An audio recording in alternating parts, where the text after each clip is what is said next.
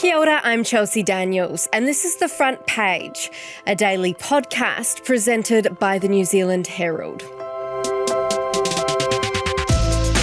The 30th UN Climate Conference begins this week.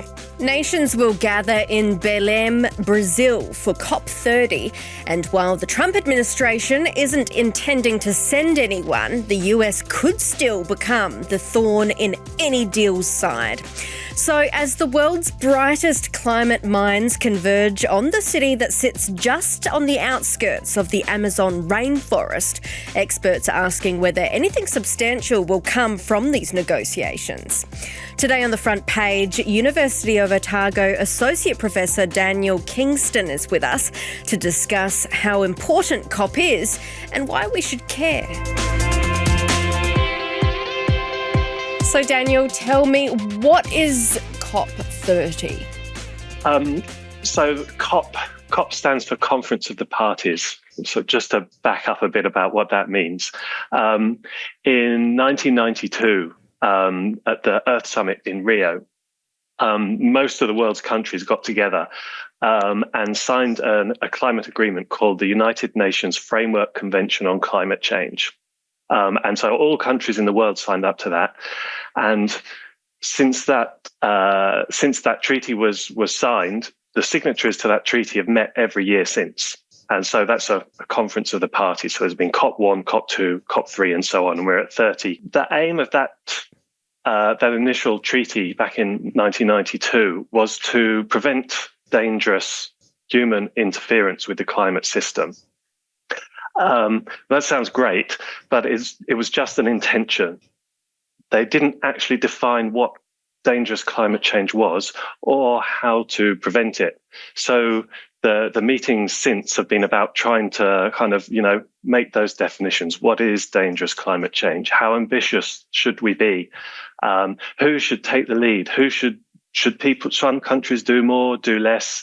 How can we prevent dangerous climate change? So that's what these meetings are all about. Given we've been at least a little bit concerned for decades now about the effects of climate change on our Earth, does it worry you that the UN has now said it's virtually impossible to keep the international target of limiting global warming of 1.5 degrees Celsius? Yeah, it's pretty concerning. There are about kind of 5 or 6 or 7 years ago now, there was a special report by the Intergovernmental Panel on Climate Change looking at kind of what dangerous climate change might be. And in particular, looking at the threshold of 1.5 degree warming and 2 degree warming. And when we start to get above that 1.5 degree level, is when we start to see some of the more serious impacts of climate change. So according to the Paris Agreement, which resulted from COP21 in 2015, I think, there was an agreement from the world's countries that we would try to limit climate change to below 2 degrees or preferably at 1.5 degrees. So for now, this report to come out to say that basically we've just about missed the boat. It's hugely concerning, yes. Is there any way of backtracking, or do you reckon that's it? To meet this goal, our emissions, as they were in 2019, would need to cut by more than half to stop us reaching that 1.5 threshold by 2035. That, if you kind of think about the way the world's set up at the moment, the kind of the political environment, it's really not going to happen, almost certainly. And so that's kind of the conclusions of this report. But then, thinking after that, it is possible to kind of pull things back on track. Okay, just because we may end up breaching that threshold, it doesn't mean that we can't pull it back to below that threshold at some point in the future. Right. The key thing is how far we're going to overshoot and how long that overshoot is going to last for. The more action we take, the quicker we take it, the less that overshoot's going to be. And what kind of things can be done, I guess, from a larger governmental level to a smaller level? I mean, is me washing my yogurt cups before putting them in the recycling bin doing anything to get us below that level? Yeah, so there's pretty much a linear relationship between more carbon in the atmosphere and more global warming. So from that sense, yeah, everything really does make a difference. Whether it's just like turning off a light, when you leave a room, whether that's driving your car less, taking one fewer international flight, right up to the kind of the top of government decisions around, national level emissions. It all makes a difference, and no one's powerless. Even if it might seem kind of trivial, like recycling versus chucking out your yogurt pot. Yeah. What's the significance of COP30 being held in Brazil? There's some symbolism from it, I suppose. So as I mentioned, that first global climate treaty, the UNFCCC, was signed in Rio in Brazil. So there's some history of hosting successful major international conferences in Brazil. And obviously it's home to the Amazon rainforest, the majority of that rainforest, which is the biggest rainforest area in the planet. And it's hugely important from a biodiversity perspective, but also from the climate system. It's so big that it effectively generates its own climate, and also has an influence on the global climate system.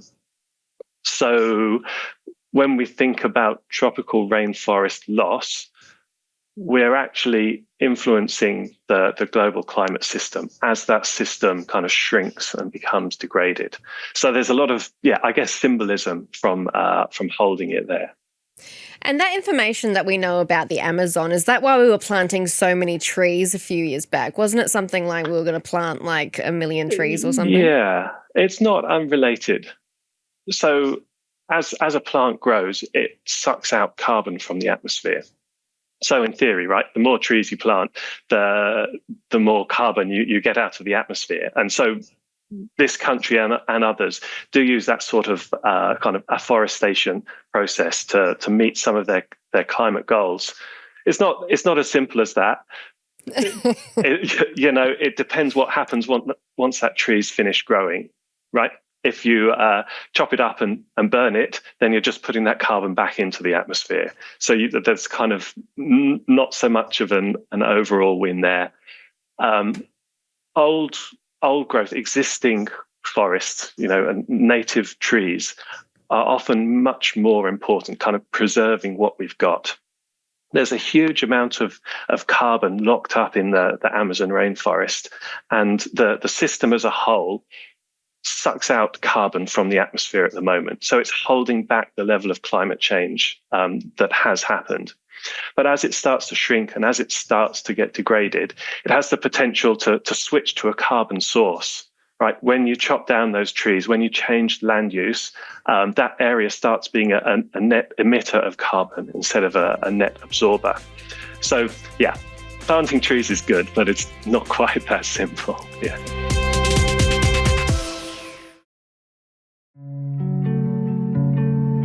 Looking around the world, what other governments have weakened existing legislated domestic climate targets? The reality is that we are reassessing, and all countries are continually reassessing their targets. So I don't have a specific answer to your question, because every country has different mixes. And again, as I said, New Zealand's mix is very different. To I appreciate that. Our emissions profile is very different to countries that aren't as reliant on agriculture and don't have the renewable energy source we have. Sorry, just let me ask that minister though. Can you name a single country that has weakened existing legislated domestic climate targets? As I said, I'm not aware of that point, but what I am aware of... Well, world leading in that sense. What are New Zealand's updated emissions targets for COP30, and how significant are they, do you think? So just to back up slightly, under the Paris Agreement, each country that signed up to that has to submit emission reduction plans periodically. And so the latest round of these has been happening this year. And so New Zealand did submit an updated emissions reduction plan. The previous one was a 50% reduction in what our emissions were in 2005. And we'd achieved that 50% reduction by 2030. So the upgraded plan isn't much of an upgrade. It's kind of from 50% by 2030 to 51 to 55% by 2035. So it's met those goals from Paris, but it's a pretty small increase, really. And that compares with like the UK, which has committed to more than an 80% reduction from their 1990 levels. Even rapidly industrializing countries like Brazil have submitted more ambitious targets than New Zealand have. And I guess you might think, 50% is a pretty hefty reduction, right? And it would be great if we could, if we actually achieved that, that's great. But in the bigger context of what's going on and that 1.5 degree threshold that we're going to miss, no one's taking enough major action right now. Everyone needs to be more ambitious. So to see such a small kind of ratcheting up from the New Zealand government was pretty disappointing, I suppose. Do you think it's disappointing or realistic? Could we actually bump that up to 80? Well... Or is that just posturing? Yeah, I guess that's an important point, right? Promises need to be kind of followed up by action. We have seen a kind of what's the I guess we might say backsliding, maybe. I can't think of a more polite term than that right now. In terms of climate policy over the last few years, there are a number of emission reduction plans in place from the previous government, and they've been mostly kind of let go by the current government without any replacement, by alternative ideas. If you might not have liked the kind of the clean car rebate and the ute tax, but if you're going to get rid of that, then what are you going to replace it with? And I don't think we've seen kind of enough ambition from the current government to kind of, well, okay, if we're not going to do that, then what are we going to do? And then the idea, drilling for, allowing more drilling for oil in this current context, again, kind of it doesn't match the urgency of the situation. Yeah, because the situation is urgent. You mentioned the UK there. UK Prime Minister Keir Starmer has told world leaders that the consensus is gone on fighting climate change. Would you agree with him? Yeah, I certainly think we're in a different position to where we were, when the Paris Agreement was signed, or maybe even 4 or 5 years ago, right? Governments change and government priorities change, and the extent to which they can bring along their populations with them change. We're certainly not in the same position that we were before. And, at the present moment, that international community isn't as aligned as it has been. How difficult is it to have a big conference like this? Obviously, the biggest climate change conference in the world. We're talking about moving forward. We're talking about all getting onto the same page and not having the US at the table. Well, the second biggest emitter globally at the moment. So it's obviously a big hole, right? If they're pulling out of the whole system.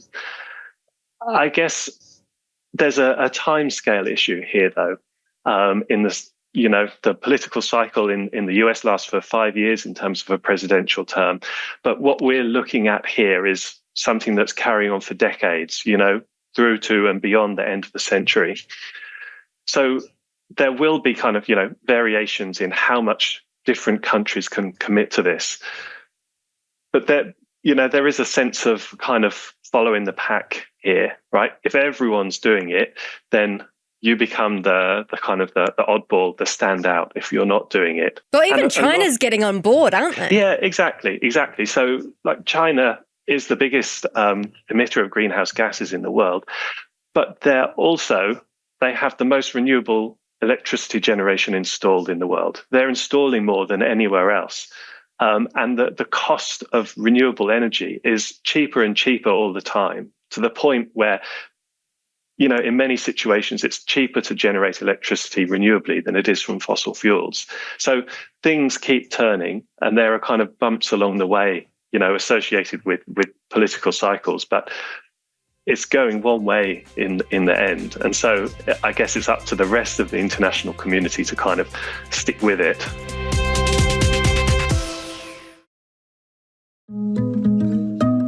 But global warming, not happening. It used to be global cooling. If you look back years ago in the 1920s and the 1930s, they said, global cooling will kill the world. We have to do something. Then they said global warming will kill the world. But then it started getting cooler. So now they could just call it climate change, because that way they can't miss. It's climate change. Because if it goes higher or lower, whatever the hell happens, there's climate change. It's the greatest con job ever perpetrated on the world, in my opinion. What would you like to see come out of COP30?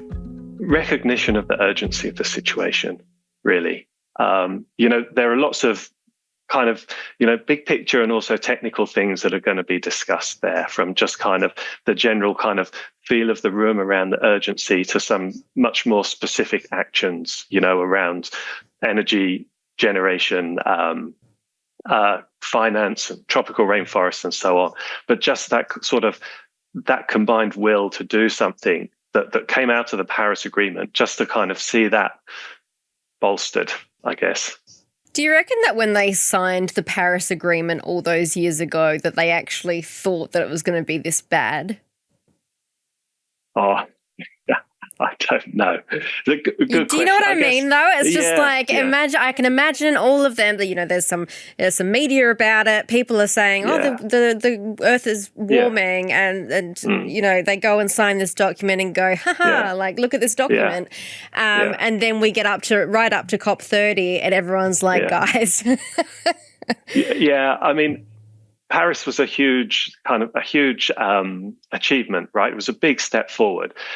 But at the same time, it was only words, right? And they probably knew that when it came to actually kind of dealing with the nitty gritty of it, actually doing stuff, that it was going to get more difficult. Yeah, the way it always is, I guess. What concrete impacts of climate change are already being observed in New Zealand? It's getting warmer.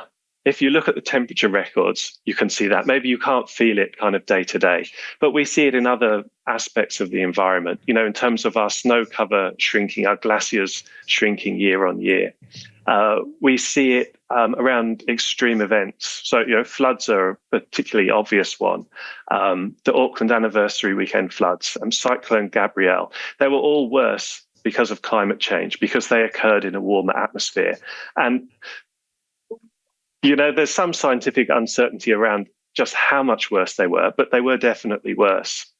So, that means the kind of the flooding that came with it, the infrastructure damage, the loss of life, impacts on kind of, food production as well. There are, quite substantial impacts, associated with those events that were worse because of climate change.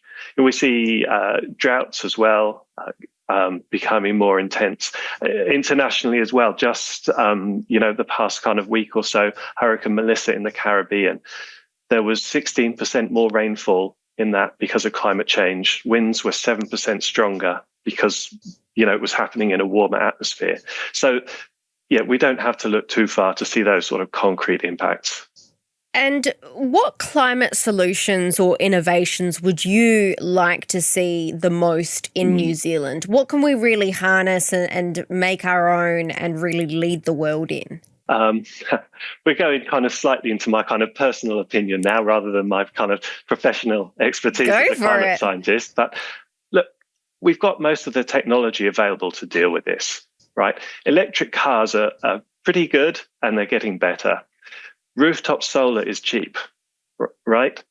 It is just an upfront cost, just as there's an upfront cost to buying a new car. We need help to kind of make those initial steps. And a lot of that has to come from a government level. But a lot of the technology is there to make a huge impact on our emissions. There's amazing new kind of innovations going on in agriculture as well, in terms of kind of the methane that gets emitted from dairying, for instance. We just need more of a push, and to make it easier to change, but also the kind of the messaging around it. There are huge opportunities around kind of reducing greenhouse gases. It doesn't have to be seen as a cost, a negative thing, when it can actually lead to kind of, huge additional beneficial changes, as well as just limiting climate change. It's not enough anymore just to be cleaning out your yogurt cups. Yeah, just recycling by itself isn't going to cut it, no. Thanks for joining us, Daniel. No problem. Nice to talk to you. That's it for this episode of The Front Page. You can read more about today's stories and extensive news coverage at nzherald.co.nz. The Front Page is produced by Jane Yee and Richard Martin, who is also our editor. I'm Chelsea Daniels. Subscribe to The Front Page on iHeartRadio or wherever you get your podcasts, and tune in tomorrow for another look behind the headlines.